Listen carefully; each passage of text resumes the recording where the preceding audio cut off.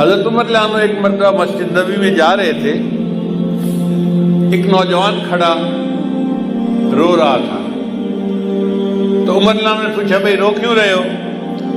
اس نے کہا جی مجھ سے بڑا گناہ سرزد ہو گیا ہے۔ بھائی کیا گناہ سرزد ہو گیا؟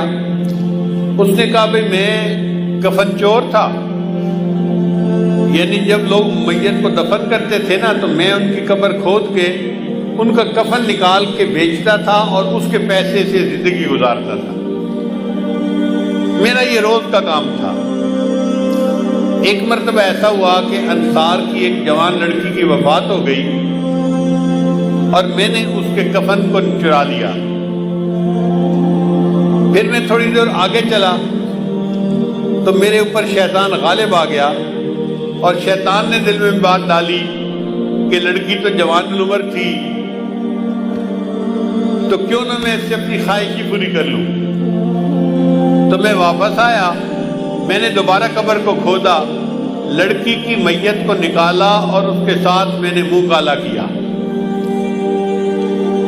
اب میرے دل پر ایک غم ہے کہ میں نے زندہ کی بجائے مردہ کے ساتھ گناہ کیا، تو کیا میرا گناہ معاف ہو سکتا ہے؟ حضرت عمر رضی اللہ عنہ کو یہ سن کر بہت جلال آیا کہ یہ کیسا انسان جو مردوں کے کفن چوری کرتا تھا اور پھر ایک مردہ لڑکی کے ساتھ اس سے بدکاری کی۔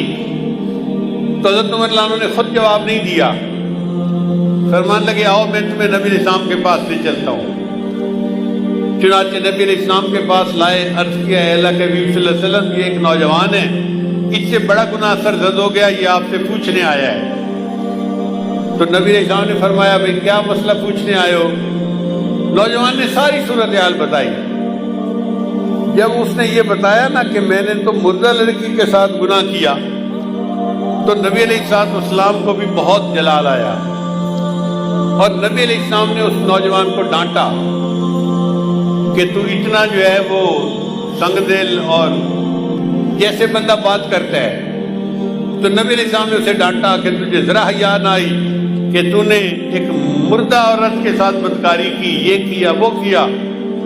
جب اس نوجوان نے دیکھا کہ نبی علیہ السلام بھی مجھے ڈانٹ رہے ہیں تو وہ وہاں سے کھسک گیا اور وہ مسجد نبی سے نکل کے سیدھا باہر دیہات میں گیا، ویرانہ تھا جہاں۔ 40 دن تک وہ نوجوان اللہ کے سامنے روتا رہا، اللہ میں اعتراف کرتا ہوں کہ میں نے یہ گناہ کیا، لیکن بخشنے والا تیرے سوا اور کوئی ہے تو نہیں، تو اللہ مجھے بخش دے۔ اتنا اس نے آنسو بہائے، اتنا اس نے اللہ کے سامنے عاجزی ظاہر کی کہ اللہ رب العزت نے جبرائیل علیہ السلام کو نبی علیہ السلام کے پاس بھیجا۔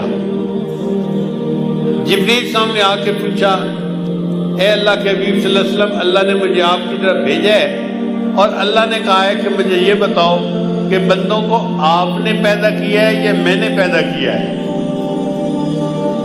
تو نبی علیہ السلام نے جواب دیا کہ مجھے بھی اللہ نے پیدا کیا ہے اور ساری مخلوق کو اللہ نے پیدا کیا ہے۔ پھر پوچھا اچھا یہ بتائیے کہ بندوں کو رزق کون دیتا ہے، آپ دیتے ہیں یا میں دیتا ہوں؟ نبی علیہ السلام نے جواب دیا ساری مخلوق کو اللہ رزق دیتا ہے، مجھے بھی اللہ ہی رزق دیتا ہے۔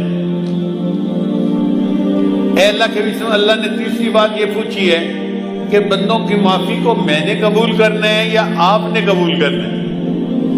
تو نبی علیہ السلام نے جواب دیا ہر بندے کی معافی کو اللہ نے قبول فرمانا ہے اور میرے بھی غلطیوں کو اللہ نے معاف فرمانا ہے۔ جب نبی علیہ السلام نے 3 باتوں کا جواب دیا تو جبرائیل السلام نے کہا مجھے اللہ تعالیٰ نے بھیجا ہے آپ کو یہ بتانے کے لیے کہ وہ جو نوجوان آپ کے سامنے آیا تھا اور اس نے گناہوں کی معافی کی بات کی تھی اور آپ نے ذرا ترش روئی سے جواب دے دیا، وہ بچہ یہاں سے سیدھا ویرانے میں چلا گیا، 40 دن ہو گئے، وہ دن رات روتا ہے، مجھ سے معافیاں مانگتا ہے اور میں پروردگار نے اس کے گناہ کو معاف کر دیا ہے۔ لہٰذا اس نوجوان کو آپ بلائیے اور بتا دیجئے کہ اللہ نے تمہارے گناہ کو معاف کر دیا۔